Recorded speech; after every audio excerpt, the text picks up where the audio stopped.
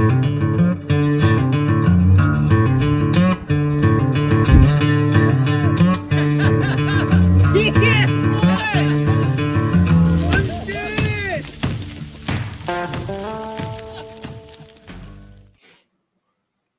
good evening. It's Monday, January 1st, 2024. Welcome to episode 44 of Porterhouse and Teal Live. Joining me tonight is Bobby Spags from Spags Unfiltered and Patrick Barnes from Getting Deep with Data. Thanks for joining me tonight, guys. I appreciate having you on. Pleasure to be here, man. Pleasure to be here. Hell yeah. Let's see if we can get you canceled again. Yeah. Happy 2024, everybody. We'll see where this goes, but we'll speak our mind and not feel too threatened by the powers that be or whatnot. So, thanks for everybody showing up and being in the chat tonight. It looks like a lively crowd. And, I'm excited about having you guys on because I really value you guys' perspective. And I wanted to get your take on some of the important issues that most of us are probably concerned with moving forward. And I would say that a lot of the people that are here tonight probably already know who you are. But for those that may not know who you are, why don't you tell folks who it is, who you are, and what you do? And let's start with you, Bobby. Well, I am a outspoken, blusterous guy with an opinion. And a year and a half or so ago, 2 years ago, I was heavily impressed to start a YouTube channel, much against my greater my greater intuitions, and I did it. Other than that, I've been in the preparedness arena for a very long time, since 1997. I guess you would say professionally since about 2011, when some friends and I started the Kansas Prepper Expo, which morphed into Full Spectrum Preparedness. Now Patrick and I are right seat, left seat for each other for Midwest Preparedness Project with an amazing team there, and we travel around and promote the message of self-sufficiency, preparedness, homesteading, and all of the above under a massive banner of personal individual freedom. Awesome. Amen. What about you, Patrick? Man, I'm just a squirrel trying to find a nut. I'm a traveler and student of the world, and like Bobby alluded to, he and I, we kind of co-head the Midwest Preparedness Project, kind of driving the narrative in Northeast Kansas for preparedness and preparedness mindsets. Leading classes and events, workshops, those kind of things, and then obviously our festival that we put on twice a year. So I'm just another guy, I'm Mr. Nobody. Right on. Well, again, I appreciate having you guys on. I enjoyed the time that we spent together down there in Kentucky a few months back, and I look forward to being able to tie in with you again. Maybe we'll try to make that trip out to the Midwest at some point, maybe this next year. I don't know, but we'll just have to see how it goes. But you need to, man. Actually, we got to hang out twice last year. We got to hang out in Tennessee and Kentucky. Right. Yeah, that was cool. Yeah, it was kind of weird because the time we spent in in Tennessee, it was like this past year, but it almost seemed like it was further than that, because so much has happened in between now and then. But that's very true. That's where Bobby got to take his infamous picture with Wani Bravo. Yes. I should have put that in my video today. That should have made the cut. I didn't even think about Wani Bravo. Next time. He'll be in next year's recap. It'll be next year. I'll get a picture again. Yeah. I bet his pompadour will be twice as high, by the time we get there. It is legendary. It is legendary. Hey, well, with, every new year, guys, it seems like, people put forth goals and aspirations and resolutions and things like that. And I know for myself, I put forth goals, and I always kind of look forward to a new year with optimism. Mm-hmm. And I think I do so more for the things that I can control in my life. And there's an awful lot of things that we can't control. And those are the things that are really of great importance that are going to affect us all. And I kind of wanted to get your take on where you see things going from the standpoint of making predictions on some of these important issues. And the first issue that I kind of wanted to run past you was artificial intelligence.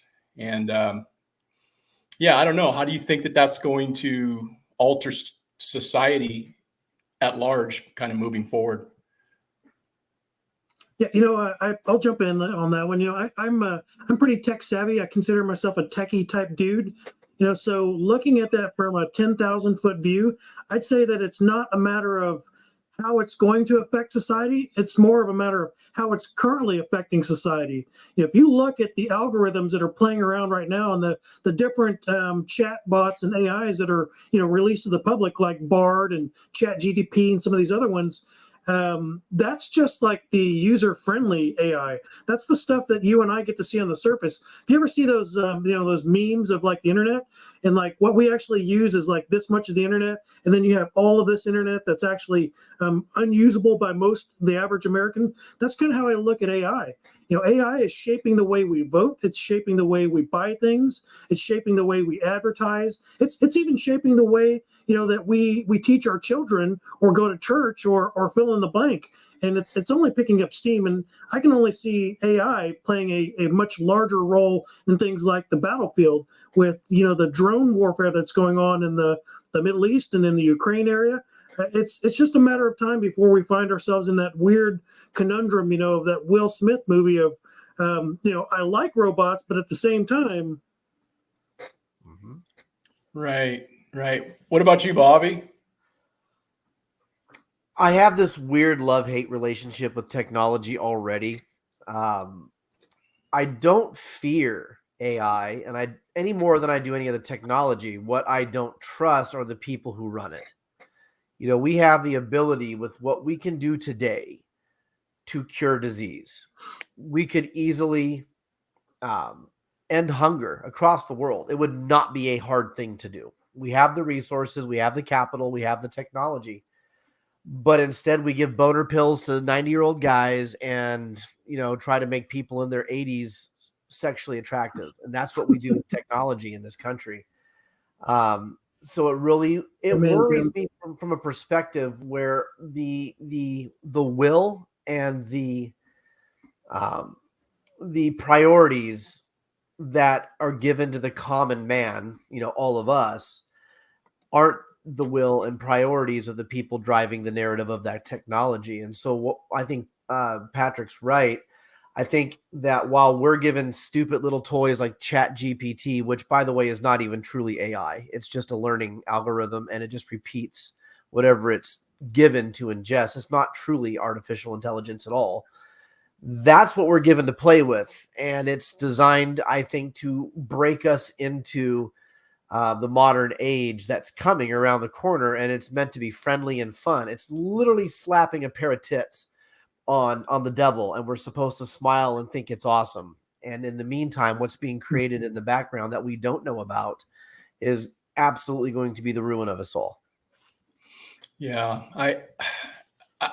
I'm along with you guys. I have my concerns. I'm somewhat interested in utilizing what's there for us to benefit from, but there's so much of it that is really just showing us, hey, this is the cool stuff, accept this technology.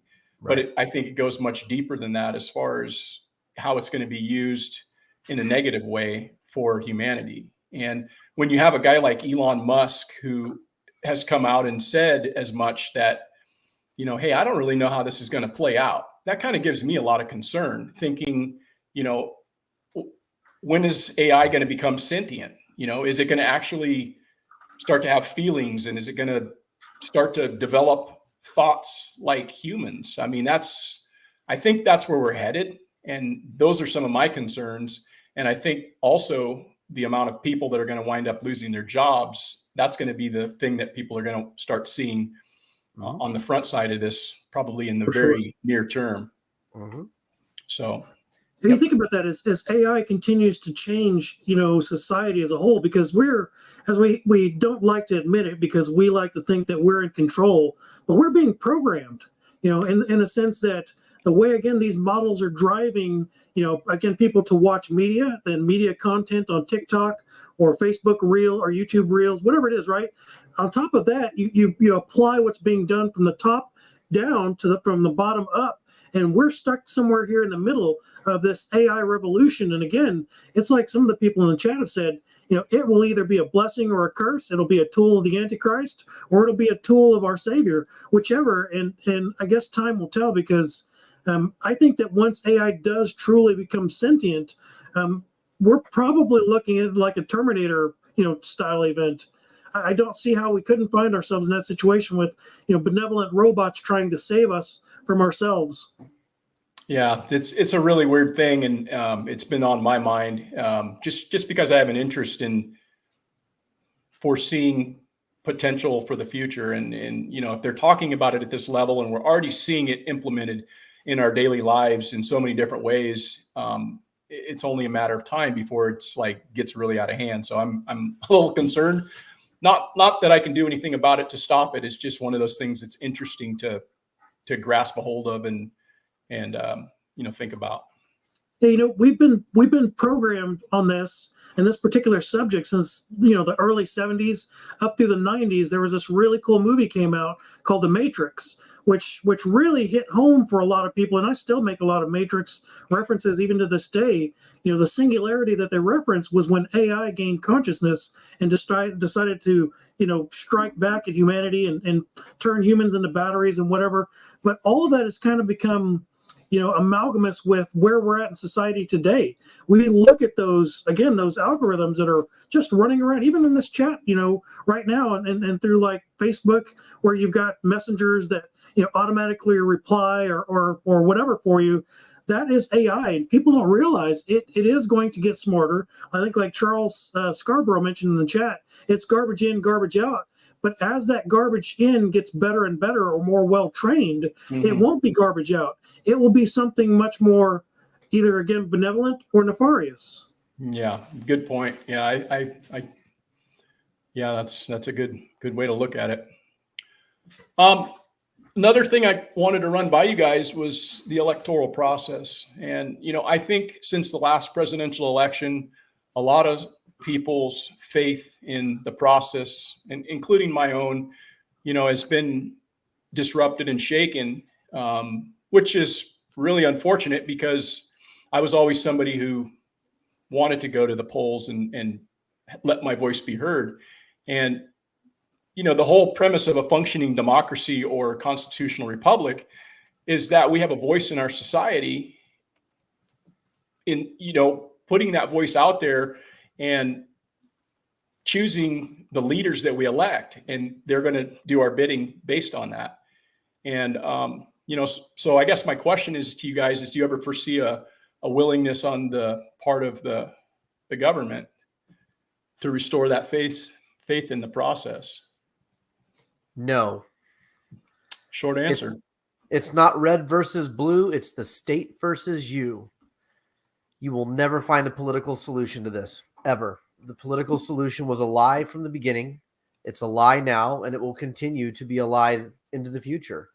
And it is one of the greatest psychological operations ever pulled on humanity, where we feel the need to consolidate power, money, weaponry, technology, science, education, and all the other pillars of a healthy society into a small group of people.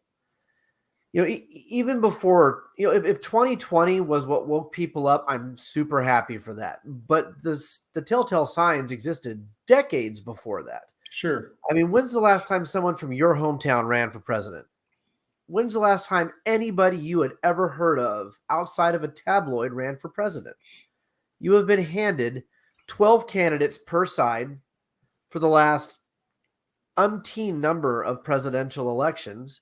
You don't know where they came from. You just know this guy was in the army, or this guy was in the Peace Corps, and this guy served in Congress, or this guy was a state representative or a governor. But you didn't know anything about them prior to that. And out of nothing more than sheer faith in a system which has systematically fleeced you your entire life, you determined through no choice of your own that out of these 12 people, I must certainly pick one of them to represent me. It's the illusion of choice. It always has been the illusion of choice, and it will continue to be the illusion of choice. And so there is no damn way that they are ever going to try to restore faith in the system, because they don't have to. Because if what 2020 did happened in the non-vacuum that it happened in, and nobody did anything about it except for go to Twitter and a bitch about it, they don't have to try, and they know it. Right. What about you, Patrick? I think it's a sad state of affairs because we were never meant to be a two-party system, yet here we are, red versus blue, elephant versus donkey, whatever you want to look at it, however you want to label it. In my opinion, we are now forced to voting for the lesser of two evils. We find ourselves in this predicament where you call this a left-wing or a right-wing issue, but what we fail to recognize is that both wings are attached to the same vulture, picking the bones clean of what was once the greatest nation in the history of the world. I'm a first-generation American. I know full well the legacy that was gifted to me, and I look at where we're at now. And again, this election process, like you said, the due process that we were supposed to have, I don't know that anyone can restore that faith. I don't think that faith can be restored because, again, how do you trust something once that trust is lost? In the world of analogies, it's easy to gain trust and it's hard to regain trust in a lot of these scenarios, because here we are again finding ourselves in this 2024 election cycle where you have states that are actively, and not just states, but you've got elected officials that are actively pushing to have a former president barred from running because he's the orange Cheeto man. He's whatever reason that they want to pin on the guy, while we've got this geriatric dude running the country right now. I don't know that everyone else feels this way, but for me, I'm still on that side of the argument that I don't believe that the 2020 election was fair. I don't believe that, and there's no way you can convince me that Sleepy Joe got 80 million votes, that he was the most popular candidate in the history of not just the United States, but the world. Yeah, no, I mean, I think a lot of people have questions regarding election integrity, and there's always been malfeasance for my entire life.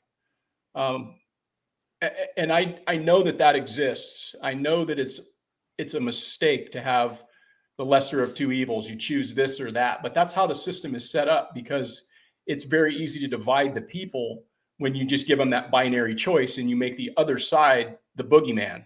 Then they're going to take the less of the boogeyman, even though they both suck ass, right? Both sides are shit. Everybody knows they're both shit, but that's what you're forced to do, is you're forced to make a choice. And that's the system. That's the unfortunate part about it. And it's all managed by big special interests and super PACs and monies and donors and all of that. We all understand that. But what I want to get from you guys, rather than just us bitching about the system, because it is broken and we can all acknowledge that, I want to know, what would you do to fix this issue if you were king for the day? And I'm not saying you want to be a king. I'm just saying, fix the fucking problem. How are you going to do it? Where do you start? Non-votes count. What's that? That's how you do it. Non-votes count. Every election across the country, federal, state, county, city, parish, tribal, all of them, non-votes count. And what that means is right now we have about 30% of Americans who vote. So if you have a presidential election where only 30% of Americans vote, that means 70% didn't. Nobody wins. You leave the position vacant for that term. And eventually one thing or the other is going to happen. People will be forced into realizing, shit, no one's at the helm. We're crashing and burning. Or, holy shit, no one's at the helm and we're actually thriving. But the only way you're going to force it is to make non-votes count. Any election ever for the rest of time where you don't get 51% of the people to show up, no one fills the position for that period. And you will have 95% of American positions vacant for 2, 4, and 8 years. And during that 2, 4, and 8 year period, people are going to wake up really fast, one way or the other. That's what I do. Okay, what about you, Dan? Oh, that's easy, man. If I was king for a day, I'd resurrect, somebody like Ross Perot and Lars, and I'd stick them in the White House. I'd have them, be my dudes in charge, because I'm not the smartest guy in the room. I know this, and I know that I'm not going to be able to fix that problem on my own. But I also know that the people that we allegedly have elected are not going to fix it either. So putting me in charge for a day, I'm going to surround myself with people that are much smarter than I am, or strong where I'm weak. And especially in this regard, I mean, I like what Spags said, getting back to the basics and then taking that vote count and tally back to a non-vote count. I think that's the only way we can really get back to the square root of the problem, addressing it, at its base, not trying to chop the tree down from up here in the branches down here at the base. And so I've said this for decades, don't elect any of them. Don't re-elect any of them. Kick them all out. And I know that's impossible to do at this point, because people will say, "Oh, but we'll never get anything done. We'll never get any bills passed. We'll never get any quantitative Good." Exactly. That's what got us in this situation now. Again, it's that analogy of the forest kept voting for the trees, for the axe, even though it kept losing trees. It didn't realize what it was voting for, and yet here we are in the 2020s still making these mistakes. And in fact, we're making them at a faster rate than ever before in history. Yeah. I think I'll chime in here a little bit. I think that the process is so fragmented. We've got all these different ways that you can vote in all these different states. Every state has a different system. Every county has their own. Some's electronic, some is paper ballot. So there's no consistency throughout the system, and it just makes it ripe for people to cheat. Mm-hmm. There's no accountability, and I mean, it's not that hard. We could easily solve this, but there's no will to solve it, as you said. I mean, you remember when Saddam Hussein had elections? Remember that when Yep. Bush went over there and did what they did in Desert Storm, and they had elections, and all the people got to run around, and they all got to dip their finger in fucking purple ink, right? And you voted on voting day. How about we start there? Is that fucking simple enough for you? Or do we have to have all these ballot boxes placed around cities for people that are too stupid to figure out how to fucking vote? And do we have to load them on buses and take them down there? I mean, that's where we're at right now. Hey, Eric, that's racist. Don't you know? White liberals have told us that people of color aren't smart enough to vote by getting an ID. Hey, saying. Man, Obama tried that white guilt shit on me. It don't work. Right. I'm not playing. Right. So hey, I'm just saying, Bobby's right. If you don't vote for Biden, you ain't black. That's I'm just, I've heard that. That's all we have to do is label everything racist, and magically you can control the narrative all over the place. Right. Yeah. I mean, they could easily do it just like they do the Bitcoin, right? Public key, private key. It's just numbers. It's just ones and zeros. There's Dude, that's pretty encrypted. We're all about to get Kennedy. You got to stop. Hold on. Uh-oh. It's not Kennedy. Today it's Clinton. We're all going to get Clinton. You're about to get Epstein. I got to put on my. Hey, that's a good one. Ungovernable tinfoil baseball cap. Oh, there you go. Nice. Yeah, it could be fixed. I don't know. I find it sad that we don't demand that more of our leaders, but we get what we deserve, I guess. If we're going to allow this shit to occur decade after decade, it's going to continue to occur. How do we demand that, though? We have no accountability, and that's part of the problem. Right. Again, because the elected officials have become untouchable by us modern people.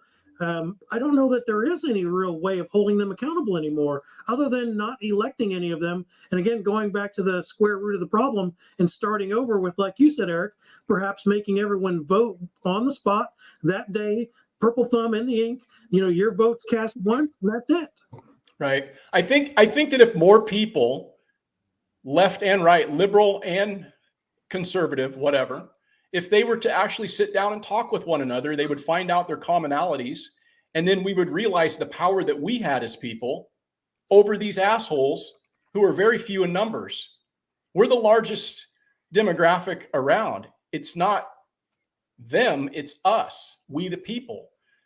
But they've created this system to continually divide us. That's the whole point. And But that the longer we remain divided, they're winning. That assumes the people are worth a shit. Yeah, it's true. Not And everybody and is. the people aren't worth a shit.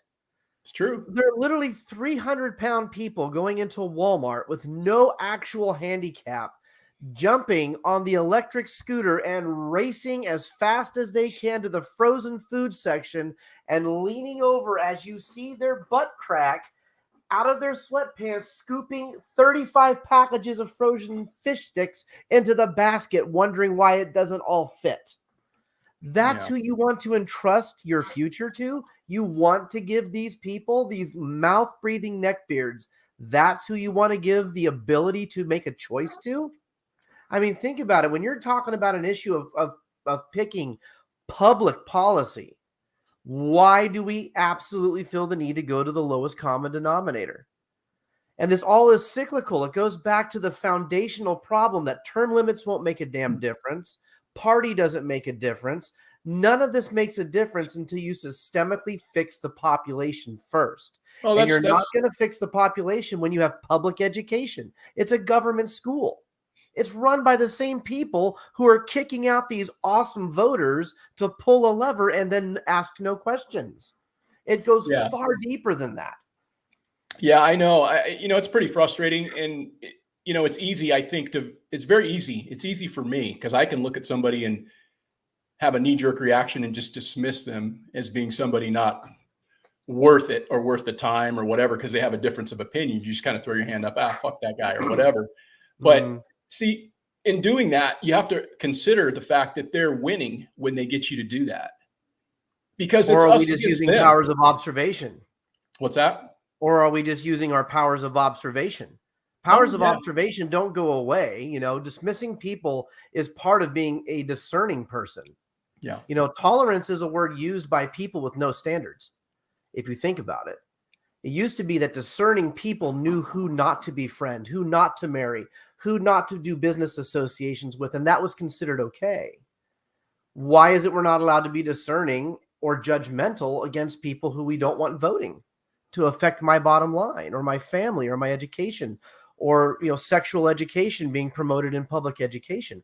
We should be a little more discerning. We should be judgmental. I'm not in any way making the argument that everybody should have the right to cast a vote. I'm just merely suggesting that the wall that's put up or the division that's put up by the people that want this country divided, there's 330 some million people here, legal or not.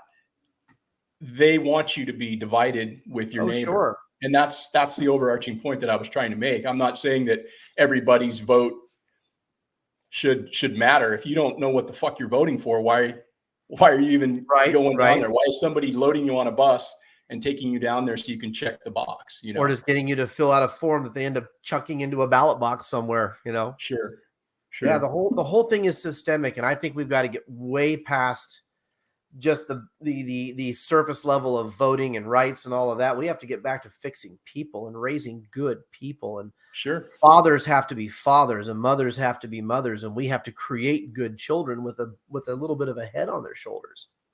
Right. It's a part of that Tetler cycle, that I think we're on the backside of that swing right now with where Bobby's leading into that, and that hard times create, blah, blah, blah analogy, because here we've got the weakest, presidency in the last several decades. And we have the world is on fire right now. I mean, you just look at the news, and in fact, you don't have to be a Fox supporter or MSN supporter to realize that the Middle East has been on fire, for thousands of years. Those people have been killing each other and butchering each other for thousands of years. But you compile that with what's going on in Ukraine. You compile that with what's going on in the South China Sea. You compile that with what's going on in places like Hawaii and even right here in the United States. And it doesn't take a genius or a rocket scientist to realize that, like Eric alluded to, this is all a distraction. It's all if you watch what the left hand's doing, you'll never see what the right hand's doing sleight of hand. Right. Since we're on this thread, I suppose we'll continue with it. But there's always some kind of a surprise coming into the election year, right? There's always an October surprise, something that gets thrown out there. And it used to be that you could like say, oh, somebody had an extramarital affair, or somebody did something, they smoked marijuana. Well, we're long beyond that, right? Mhm. That has to be ramped up each time it goes along. So last time it was COVID. It was George Floyd riots for 3 months where cities were burned and all of that stuff leading up to the election, and the Hunter Biden lapse, all of that stuff. So what do you think, if you've given it any thought this time, what it's going to be or what they intend it to do? I think you're looking at an amalgamation of things because, again, we're in a very crucial and critical point in human history.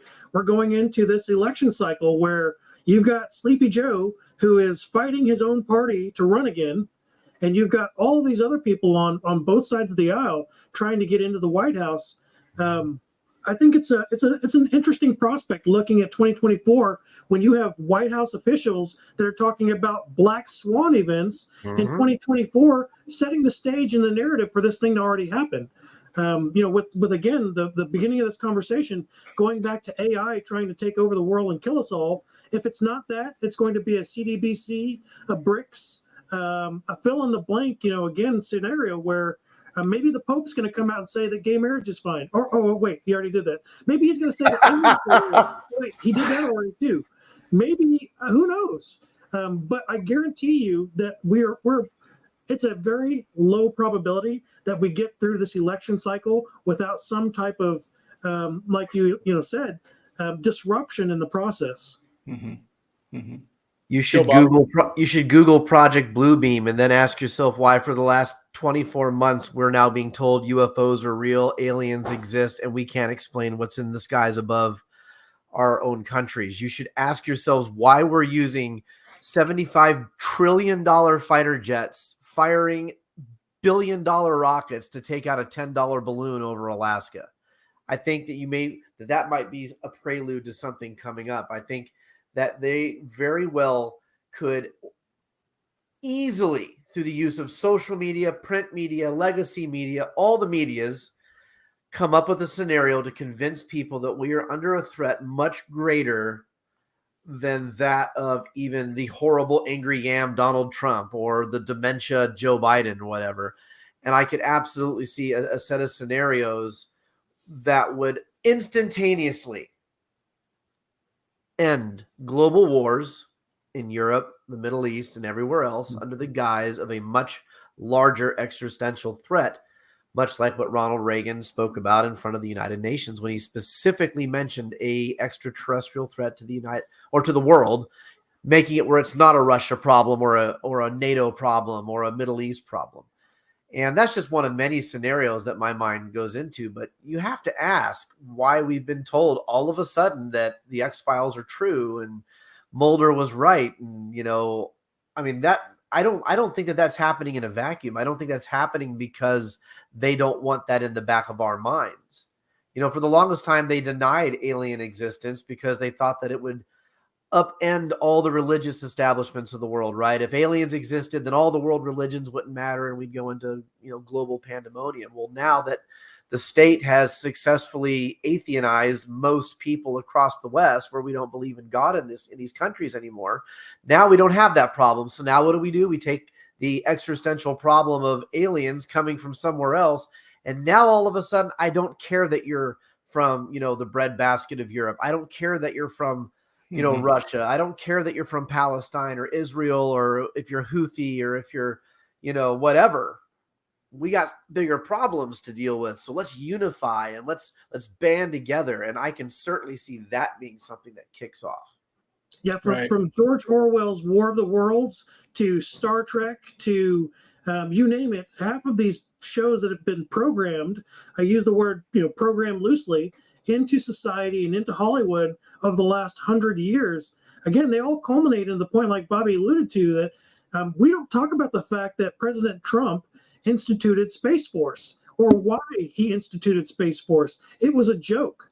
It was something that we all laughed about at the time. But if you look at their logo, and if you look at the programs that are actually going on in the world, there are ex-government officials right now talking about how we have actually been to over 300 planets. We have explored space. We have left the solar system. That what we see right now is, 30, 40, 50 years behind the technology that we actually have. Wow. Yeah. Yeah, I don't know either what it's going to be. I do think it would be very difficult to get through this election cycle without something very disruptive coming in to cause that distraction or to cause further separation of the people. So let me ask you this: will Trump or Biden be on the ballot? Either one of them. What's your thoughts? Yes. On both? Yes. Okay.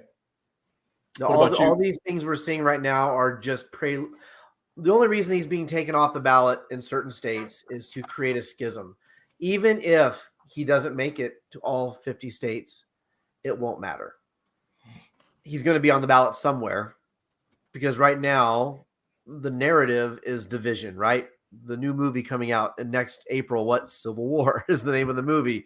The movie that just came out with Julia Roberts. Obama movie? Yeah, the Obama movie, which, by the way, guys, it's actually a good movie. You should watch it. But I wanted to talk about that in a little bit, so hold that thought. There's absolute programming in the movie. It just didn't detract from the fact it was a good film.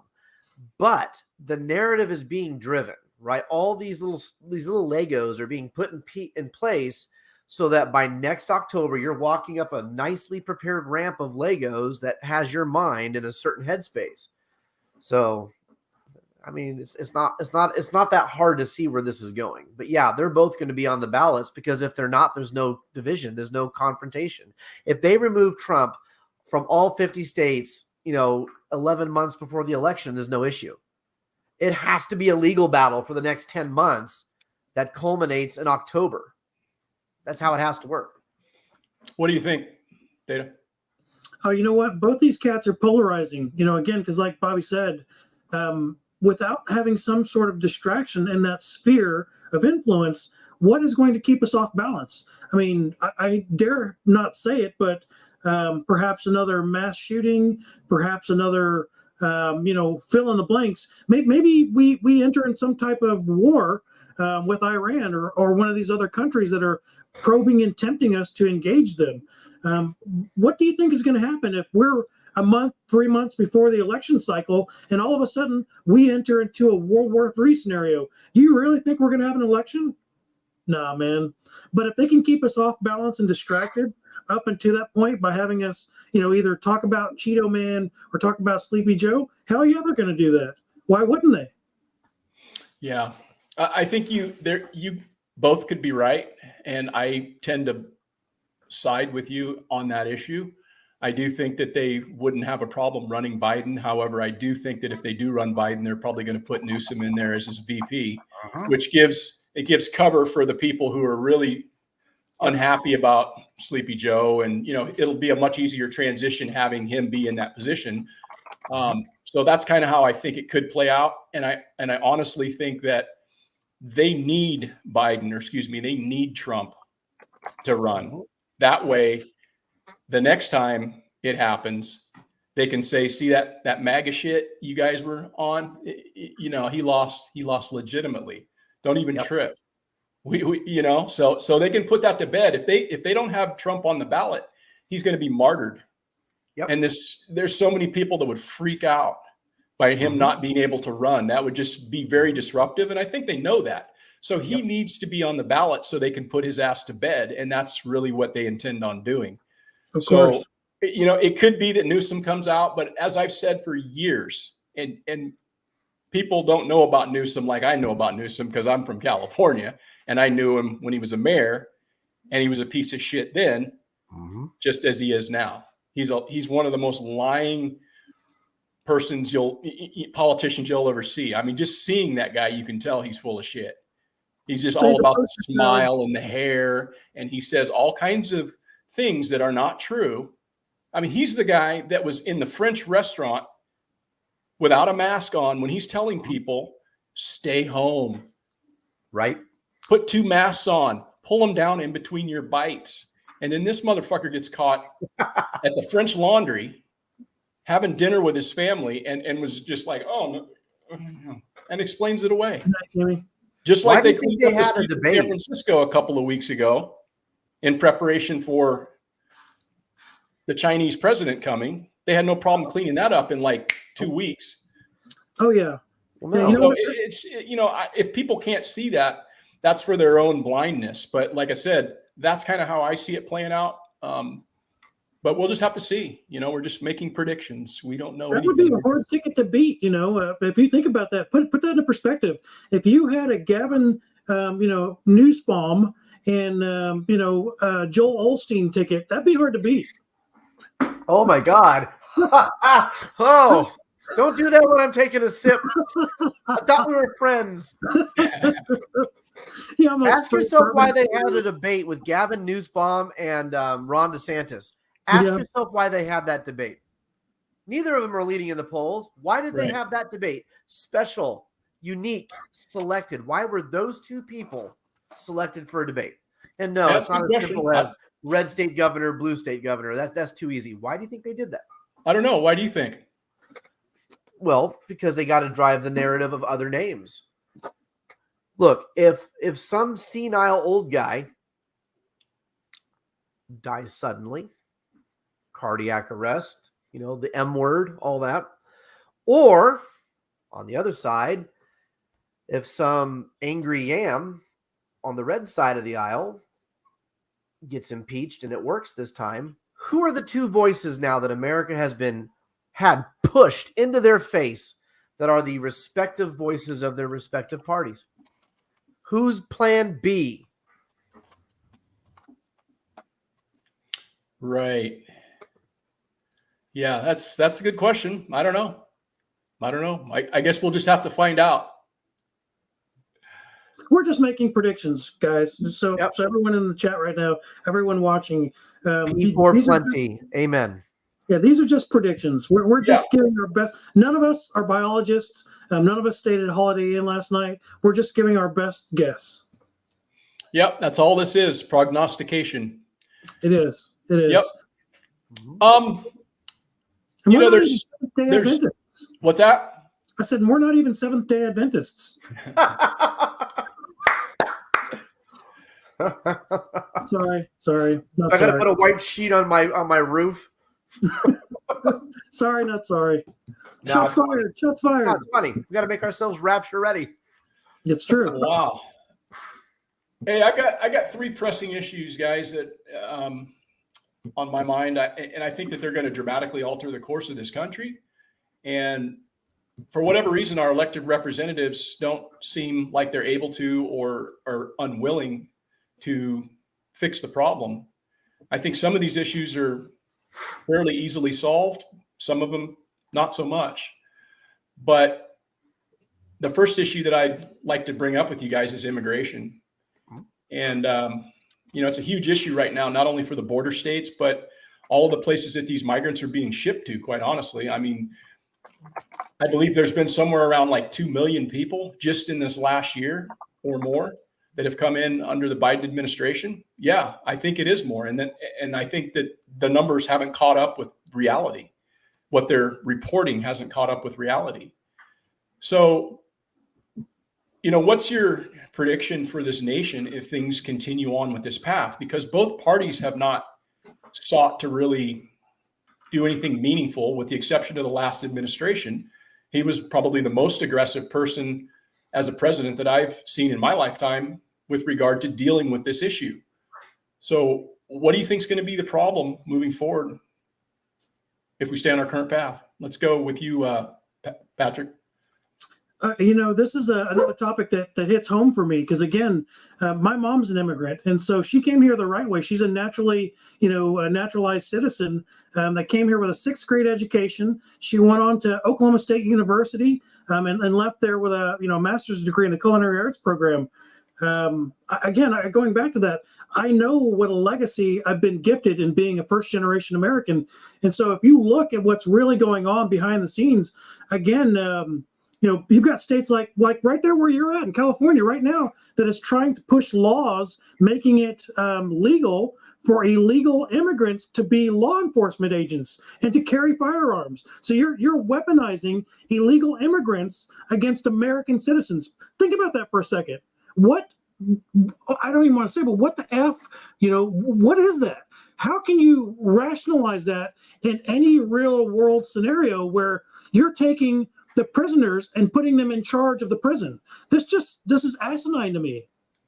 I think the illegal immigration is going to continue to get worse, especially as a tool being wielded during an election cycle, where they can again push that agenda of divide and conquer, because it's a known fact that over the last several thousand years, a country or a nation that's divided amongst itself or full of debauchery and bread and circuses will not stand up to those in power.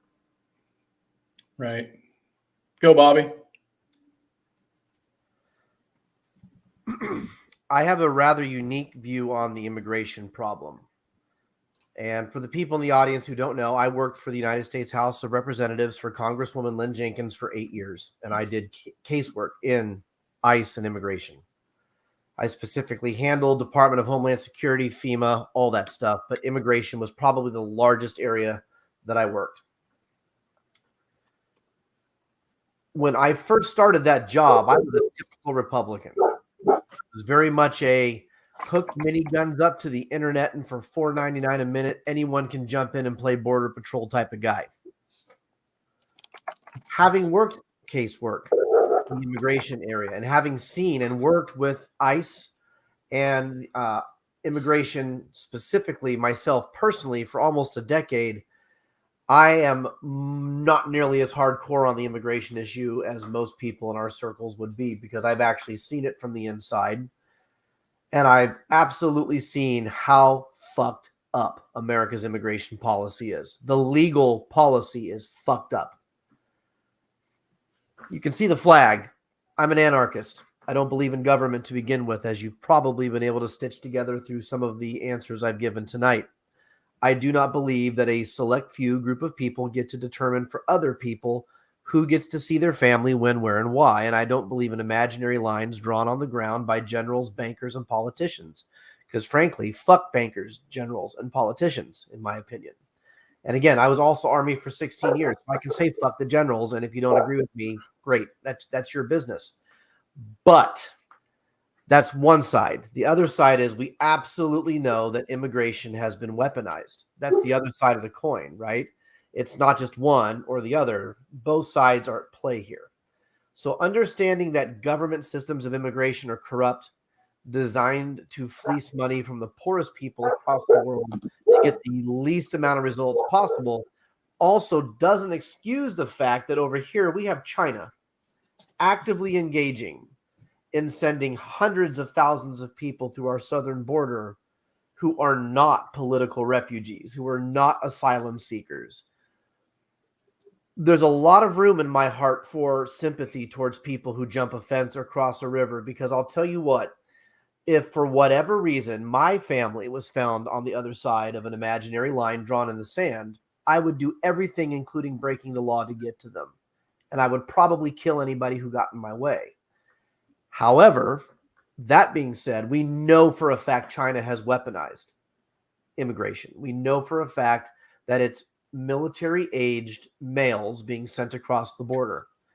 And so I don't see there being a solution to this. I don't think that there's an actual solution to fixing the immigration problem that the United States faces right now. It's very easy to take a hardline stance on the left or the right on this issue, because it's so easy to fixate on any number of those little snippets that I just mentioned. All of them are real. All of them are true. But what most people don't understand is that they're all true simultaneously. And so the issue is much more complex than just to take a right or left-handed, stance on it. From a national perspective, you have to secure the border. That's just a reality. And even as an anarchist, I'll say that that's the case. If the world's not an anarchist place, I can't expect it to operate under anarchist rules. So if you're going to have countries, if you're going to have all these systems, you have to secure your borders. And we're just doing a really bad job of it, quite frankly. And when everybody coming across the border are absolutely combatants. I mean, you see the videos, you see the pictures. There's no getting around that. It's not women. It's not children. It's not people missing limbs because the cartels hit them with a chainsaw. These are legitimate soldiers coming across our border. I think we're going to get exactly what we're going to get from that kind of a scenario. Okay, well, you already kind of alluded to the fact that there's no solving the issue, but if you were running things for a day and you had to come up with a solution, how would you best approach that? How do we fix the problem? I don't think you can fix it in a day, man. I think that's the wrong question. I think, again, it's a systemic issue of creating good, moral, honest people. And I think statism is the problem, and we have to find the opposite answer. I suppose if I were a dictator and it was my country, I would absolutely militarize the border. I'd put every soldier I had on the border. I would recall every soldier, Marine, sailor, and airman from Germany and Japan and South Korea and Guam and Philippines and the Middle East and Italy and Germany and wherever else. And I would absolutely build up a massive wall around the entire country, and I would militarize that border.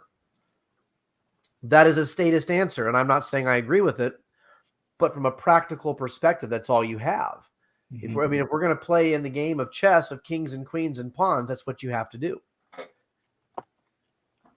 What about you, Patrick? I'm with Chuck Peoples and Homestead Medical on this one. You basically shut it down. Yeah, again, we go back to the square root of the problem. We are being flooded right now with military-aged men from the Middle East and China. And again, you look, I think P4 Plenty alluded to it. You look at the pictures in the video that are being recorded out there, and you've got studs, like dudes that are like fighting-aged males standing at parade rest. They're not women and children, in tow. These dudes are standing around like they're ready to kick your ass, and so that's what we're being flooded with right now. You shut the borders down and you reinstate true immigration processes like they had back in, 60s, 70s, 50s. This country was built as a melting pot of nationalities and cultures. And I don't think we should, stray away from that. I think we should go back to that. That little inscription that's at the base of the Statue of Liberty, I think we should get back to that. But we haven't. I think Leslie Zamora had mentioned it earlier in the chat that, again, this is a backup voting plan for those people that are in power right now. They're flooding us with these people that are unfortunately being given a $2,500 a month stipend check, a place to live, a car, and a free cell phone, and told who to vote for, and then bust around from polling station to polling station, and then dragging names out of a graveyard and putting those in the voters' hands with fake Social Security cards. Why? What is the purpose of this? Where are we going with that? Well, it goes back to several of the other questions that we've kind of touched on tonight about quantitative easing, the financial situation of the world, BRICS, CDBC. I mean, all of these other systemic problems that are just going to continue to spiral out of control if we don't get back to the basics, if we don't stop this hedging of the financial collapse. Yeah, I agree with both of what you guys were saying as far as, securing our borders. I think that's the first place to start. I think it's beyond that as well. I mean, a lot of this can be stopped if we put the appropriate pressure on our southern neighbor, because don't think for a moment that millions of people haven't come through their country without their knowledge. I think they're profiting largely from this. It's not cheap to travel from China or Africa or any place else that these people are coming over for. There's a business involved here. And so the United States knows that, and they're not getting to the bottom of it. They're not pursuing. If a guy like me can think about that, there's people that have intelligence agencies for this shit. You don't think they know about that? Well, think about what you're saying. It needs to start is you put the pressure on Mexico and any other of our neighbors who will put the boot on their neck the next time they start flooding across our border. You do realize under Bush 43, we created the North American Union.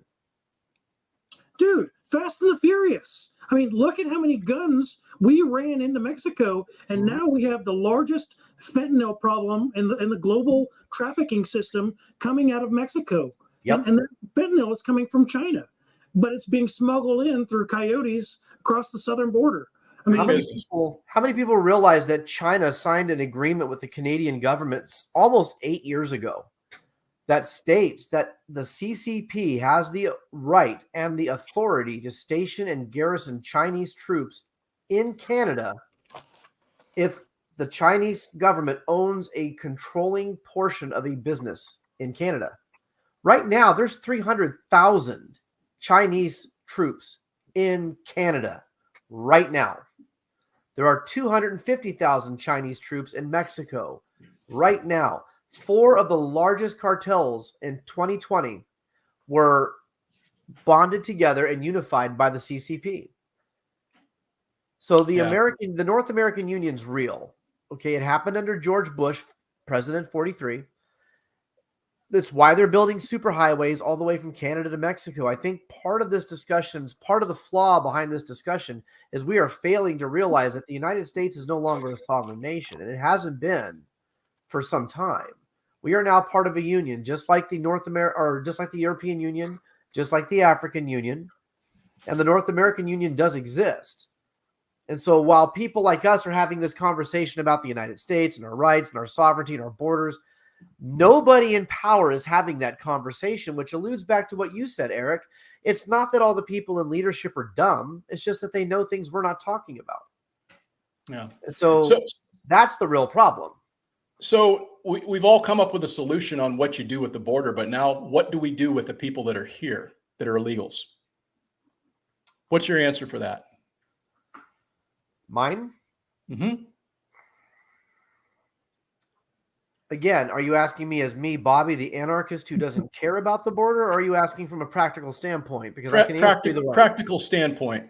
You give them a path to citizenship through military service. It's not a bad and military solution. service has to be in a foreign battlefield. It cannot be It cannot be in the continental United States. It's too easy to say, go over here and fill sandbags at Fort Riley, Kansas for 2 years and get your citizenship. No, if you really want it and you want it that bad, you're going to go sit in Iraq for 2 years. You're going to sit in Afghanistan. You're going to sit on the border with Syria, and you're going to go sit on the border with the Houthis in Yemen. If you're willing to bleed and die for it, then it really matters to you. And that's the only real statist. And again, I'm not a statist. I'm not saying that this is what I personally endorse. But from a statist point of view, if they're here, look, man, the tax revenue is only going down because more and more people are on subsidies and on state assistance. The amount of people joining the military is going down. We're at the worst recruitment levels since 1940. We're at the worst recruitment levels since before we really got hot and heavy in World War II. Think about that. The Bolsheviks are winning hands down across all social platforms, at least for now. So yeah, if you're going to do something with them, you can either spend taxpayer money to round them all up, which is an ungodly amount of money. Again, I worked in that area. Believe me, it is an ungodly amount of money. The United States does not have enough money in its coffers to round up 7 million people. It doesn't happen. There's a reason that even Ronald Reagan, as the hero, the darling of the conservative world, gave amnesty to 1 million Mexicans. There's a reason he did that, because there's no legitimate logistical process by which you can round up 7 million people and just deport them. So you have to come up with an economically viable solution, which means labor on their part. That's the only real solution. Yeah, it's not a bad solution. I do, have some reservations with that, but I mean, it's a viable solution, one that really hasn't been proposed by many that I'm aware of. And so foreign military service, not CONUS. That doesn't count. Yeah. What about you, Dana? Oh man, I'm with Chuck Peoples on this one at Homestead Medical. I'm either saying you get deported, and I don't know if we have the funds to do this. And logistically, I don't even know if this can be done. But I'm saying we deport them, or we send their asses to Clendatho to fight the bug menace. And because you want to know more. And I'm just saying, I don't know that you could trust them in the military to, again, these people are foreign nationals that are already here. They are already conscripted into, the CCCP army or the Chinese Communist Party, whatever it is. These people are here right now, And I promise you, they're not here to do good things. They're not here to help bolster the economy. They're not here to help your wife, cross the street, or your grandma get to Sunday school. These guys are here for a reason. Neither are the vaccinated trans pedo people in your army now. Exactly. So if you look at where we're It's at, no difference. These guys right here, just like the Trojan horse of old, they're waiting. They're waiting for a signal. They're waiting for the 300,000 in Canada to invade. And now you've got this Red Dawn scenario where they're peaceful peacekeepers, that are just trying to restore the peace. They're just trying to, put our power plants back online, and then they don't go home. Or they're just trying to render aid to a city that fell into collapse because it lost power for 3 weeks, and then they don't go back home. And now they've bolstered a section and split the United States in half. I'm not saying that it's a Red Dawn scenario, but I would be, if I was that guy, probably one that's in the camp of round them up, and you either sort through them and give them, if they're legit, you give them a path to citizenship, or if you deem them unnecessary, like I don't know, like I have to show my ID to vote or my ID to go fish, those kind of things, you round them up and you send them back home. That's great until you have to pay the tax burden for such a thing. I understand. Like, I'm not saying it's conservatives who feasible. want to round them up also don't want to pay taxes for anything. They're not paying taxes now. No. I mean, to have a system in place, a robust immigration enforcement agent, you're going to increase the scope of government. You're going to militarize federal law enforcement. All the things that conservatives bitched under Obama that he was doing with the Department of Homeland Security is exactly what you're preaching. You're saying that we need to give all. Do you know how small immigration is? There's not even 10,000 agents that work for immigration. How are they going to deport 7 million people effectively unless you arm them, increase their budget, increase the size of them like you did the IRS, and then give them carte blanche to go through and absolutely, as a federal law enforcement agency, kick down doors until they find everybody? It's a militarization tactic, and it's not going to be good for the republic either way. No, we don't. We go back to like what you alluded to earlier, and we recall people from the Philippines and the Middle East and wherever we have soldiers stationed around the world. How many carrier groups do we have stationed in the Middle East right now? You're saying you want them to do law enforcement in the U.S.? I'm saying that we want those dudes to help bolster that supply because, again, we've already used drone strikes on U.S. soil. We have already Lavoy Finnegan people. We have already done these things in the name of the greater good. So keep doing it. Keep allowing the feds to use aircraft carriers and drones in the United States because it makes us feel safer. That sounds like some 1984 stuff to me. It gets us back to the square root of a true immigration process. We stop it. We stop the illegal immigration process as it is, and we get back to a true immigration process, a path to citizenship, like my mom had. I don't know, man. That sounds an awful lot like despotism, like you're arming the absolute people you don't trust to do the absolute worst things, but only to them. How has that worked in the past? How has that absolutely worked in the past? Where we arm the federal government and tell them, go kick these guys' ass, but leave the rest of us alone. It doesn't work that way. It never does. So what you're saying, Spags, is people are flawed. Yes. Yes.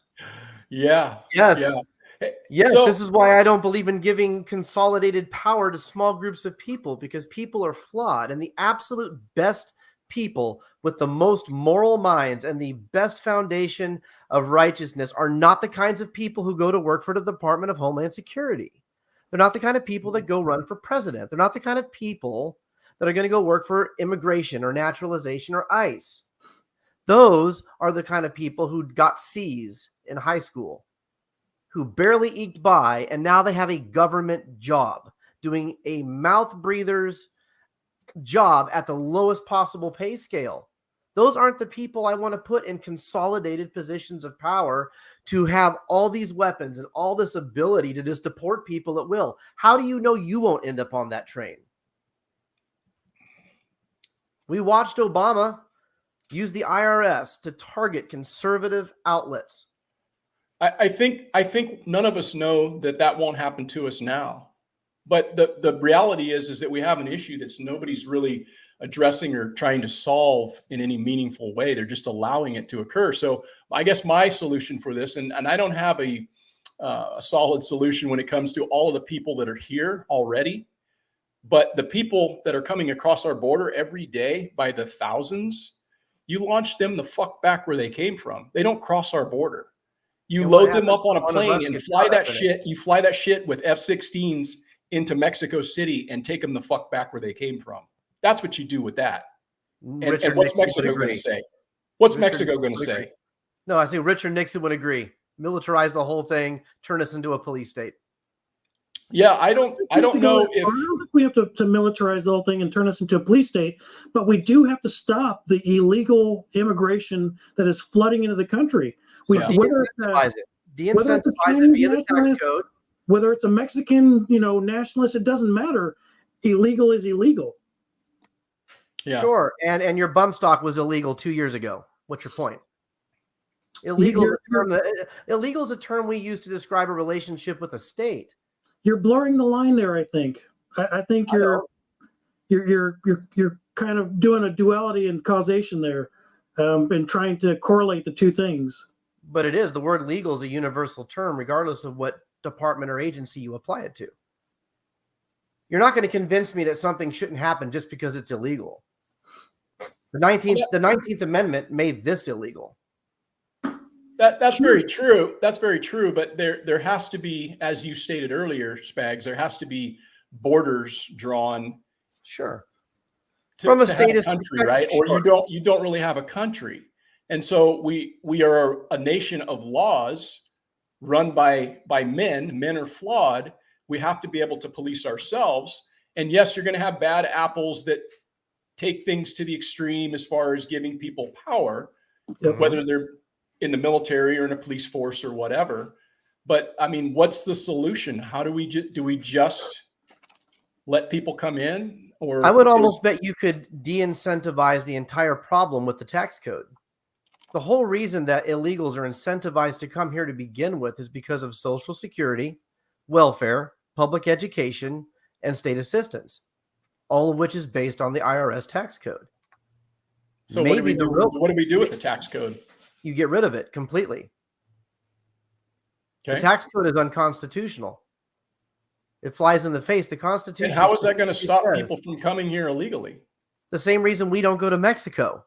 We're not incentivized to go to Mexico because it's a poor country. Okay, we're not incentivized to go there because as a white guy going to Mexico, I don't get free money for education. Yeah, see, I think Sam Russell hit the nail on the head in the chat. And he said, basically, that's part of what I would implement, is that the easy win is to ensure that if you're illegal, you do not get your $2,500. You do not pass go. You do not get a free cell phone. You do not get free schooling or free home. You do not get subsidized so that you can put me out of a job or my kid out of a job, because that's where we're at now. We're in a society where everyone wants a job, but no one wants to work. Right. Do you honestly think all these people would be showing up if they weren't given money? Oh, yeah, housing, if they weren't giving, of course, but there's always going to be people that want cheap labor. There's always going to be a need for somebody to mow their lawn or some shit like that. And all of that comes back to the tax code. Every bit of it comes back to the federal tax code, the income tax code, and and even the corporate tax code. All of it comes back to that.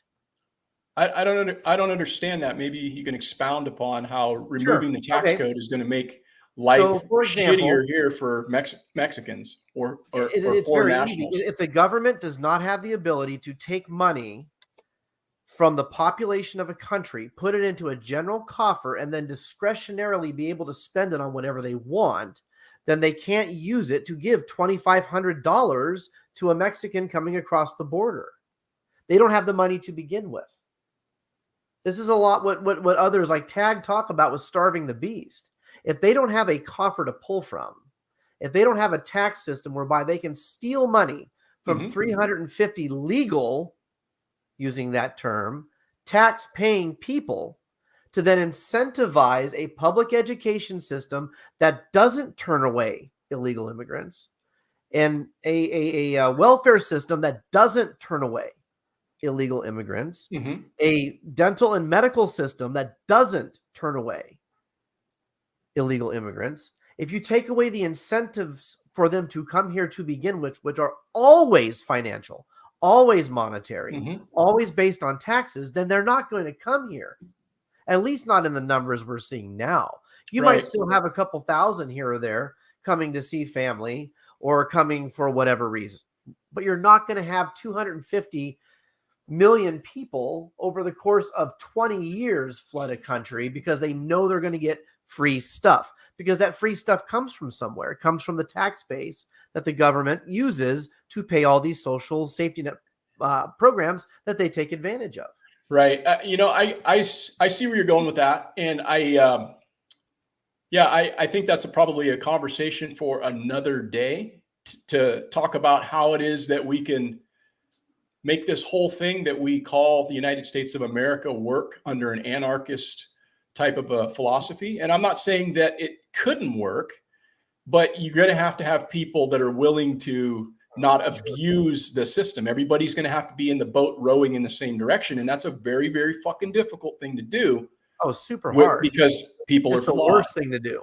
It's the worst thing to do because people are flawed and we're intrinsically lazy. Right. So, yeah, that's, I see where you're going with that. But, I think we beat that one up pretty good, huh, guys? What do you think? That's a good 30 minutes of TV right there. Well, I got another one for you. It's called homelessness. And, I think many people in this state, because 1/3 of the homeless population is in California. So it probably affects us a lot more so than it does for folks living elsewhere. But it's, again, one of those things that's going to trickle down and it's going to make its way over time out into the population. And, how do you see the homeless issue? What's your prediction for the homeless issue as it exists now? And how is it going to affect things for the rest of this country moving forward? Anybody? Go ahead. The homeless population is the same problem as the immigration problem. It's a matter of incentives. Every decision in life is an economic decision. That applies to poor people as well as rich people.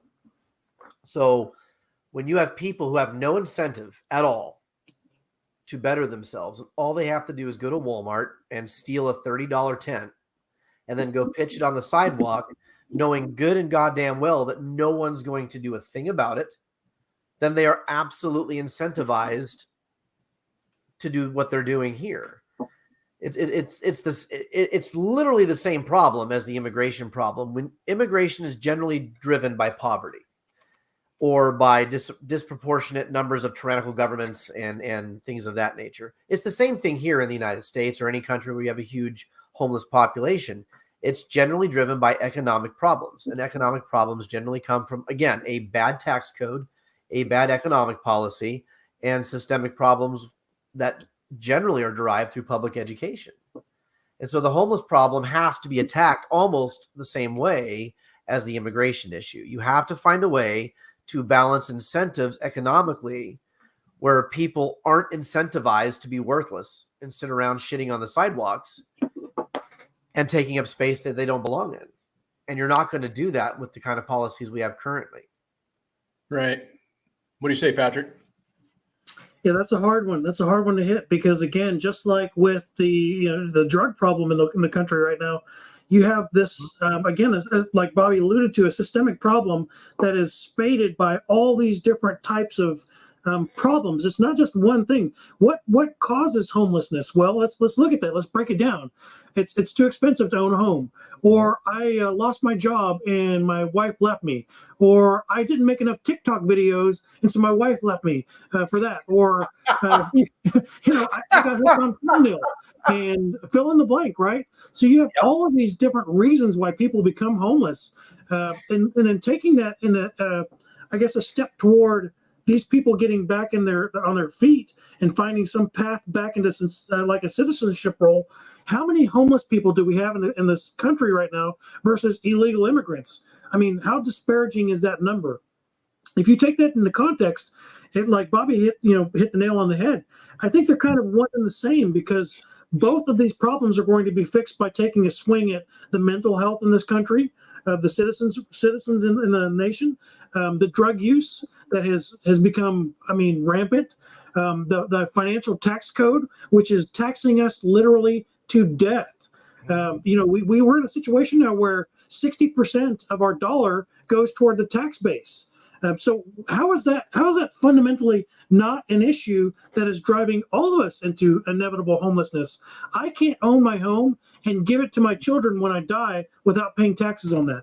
Mm-hmm. Tell me that's not good. Right on. Yeah, it is definitely economically driven, just as the military industrial complex, the homeless industrial complex is real. There's a lot of public private partnerships. I couldn't get that right. Corporatization. Yeah, but there's a lot of that going on in a lot of different communities, and there's a lot of money being thrown around to build and fund these different projects that are there to assist the homeless, when in fact, in most cases, it's just kind of incentivizing the problem more than actually rehabilitating or getting these people off the street. And as you alluded to, it is multifaceted, because you've got people who genuinely want to get back onto their feet, and those are the people that need the help the most, which I would be more than happy to help. And then you've got other people that may be there by their choice, either drug addicted or maybe they're mentally ill or something like that have been released out of these institutions that have been closed down. That kind of sucks. So they're in a whole nother basket of person. And then you've got people that are actually physically capable and just want to do their drugs, and they want to hang out on the fucking street and just kind of exist. And there's a lot of people that are like that. And the unfortunate part about it is you've got a lot of people who are actually, as to Bobby's point, economically supporting them, because they stand out there with their cardboard sign or the little gas can or whatever. Mm-hmm. And people, they're just feeding them the money. I see it like when you go into these like places like Sacramento or something where there's a lot of homeless, and you pull up to like a stop sign, and they're just working those medians, right? And they'll walk up and down the thing, and people are just rolling their window down, just handing them 5s and 20s and shit. And I'm just like, that dude just made like $100 while we were sitting here at the light. So and yet that's only $4 technically, like 20 years ago. Right. That's why they're handing 20s, because 20s are the new one. Right.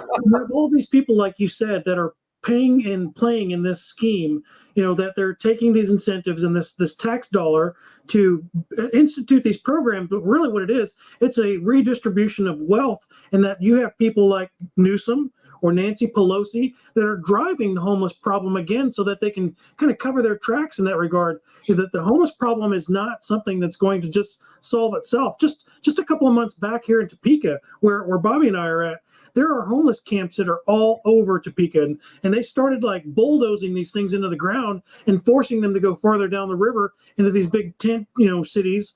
And just a couple of months ago, this is horrific.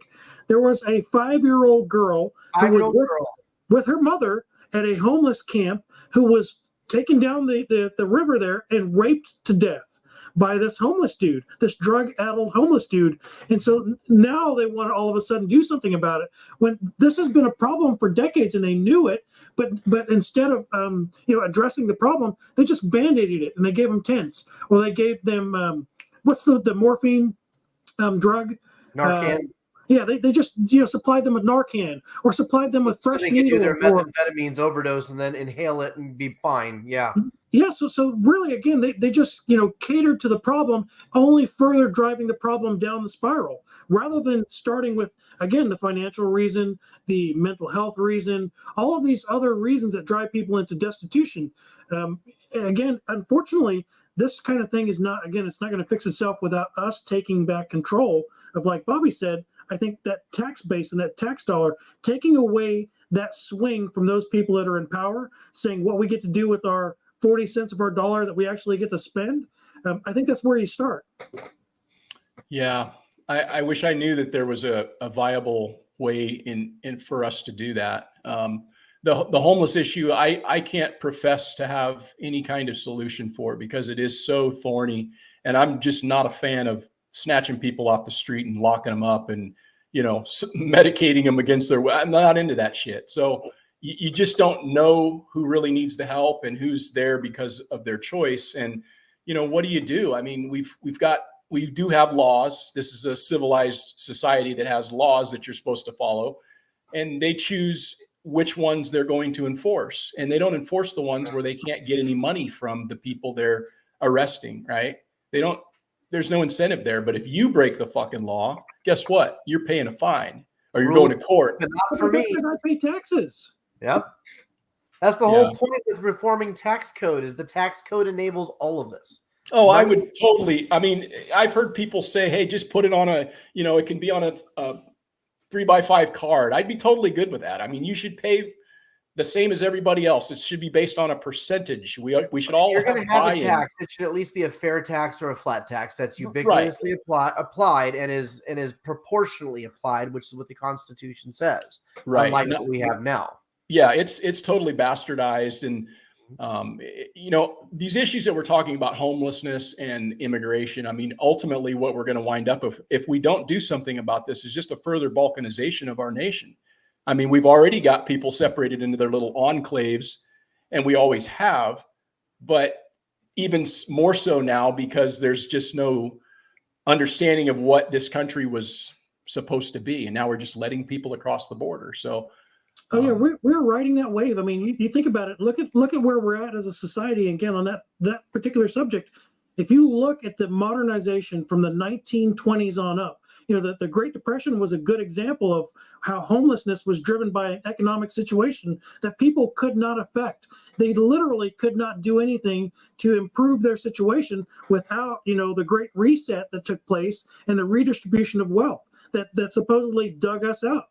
But it was war. It was war and capturing those dollars and then telling us, just like this last thing that happened under George H.W. Bush, of how we passed these acts so that we could feel safe about ourselves. We passed, and I won't even say the name of them, but we passed these acts so that we could consolidate power into the hands, like Bobby said, of the brown shirts that are actually running the country and driving the narrative, because now there's nothing we can do about it. You can't vote yourself out of poverty, but you can vote yourself into socialism and the state that we're in now. Look, man, every one of these issues ultimately comes down to an individual. And this is where we have to be careful, where we don't thread the same needle that the socialists do and the Bolsheviks. The reason you can't come up with, and I can't come up with, a solution for these enormous problems is because these enormous problems are still predicated on the individual. And when you try to come up with a one-size-fits-all solution, that's a communal solution. Communal solutions are known as communism. Any fucking where else on the planet. But supposedly when you put the word republic or democracy behind it, it suddenly becomes palpable for Western people. The fact is, there is not a one-size-fits-all solution to any of these problems. No, there's not. It's kind of one of those things that, yes, our system is very flawed.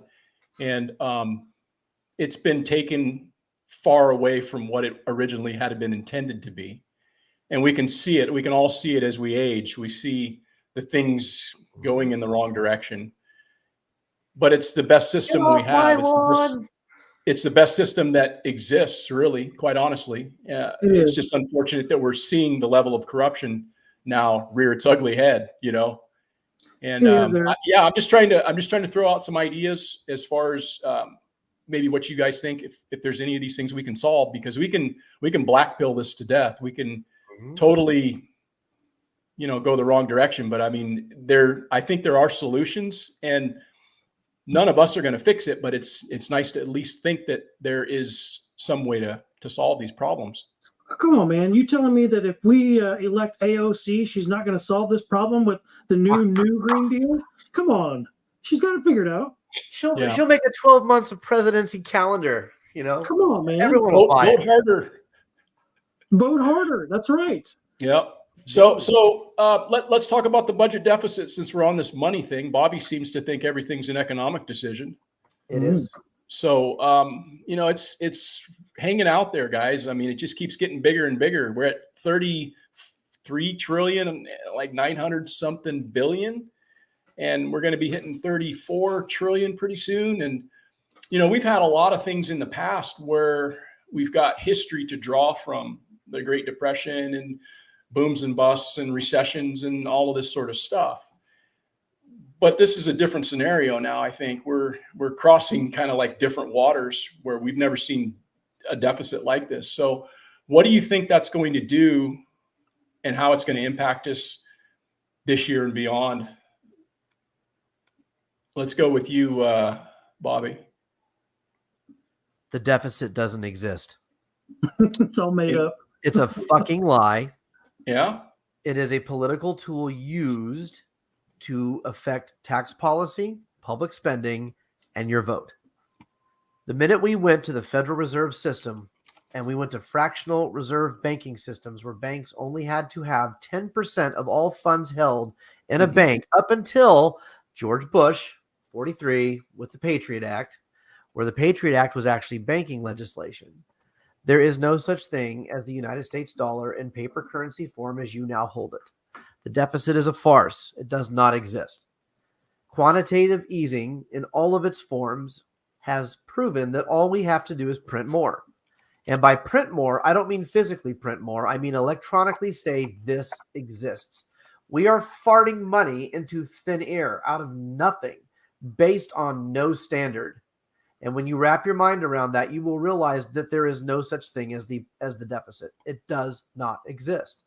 If all money can be farted out of thin air, as given by the U.S. Treasury in request to the Federal Reserve through congressional action, then what that means is none of it is real to begin with. It is a fiat currency based on nothing more than your willingness as the populace to use it. And so therefore, there is no deficit. We don't owe money to anybody. Nobody owes money to us. It's all electronic. It's all fake. And it's all used to manipulate you into voting the way that people want you to vote. I don't give a shit about the national deficit. It makes no difference in my life. Inflation goes up. I can't control it. So all I do is adjust my budget, adjust my side hustles, and engage in the black and gray market as much as possible to continue to live the life I'm accustomed to. And my life hasn't changed at all for the negative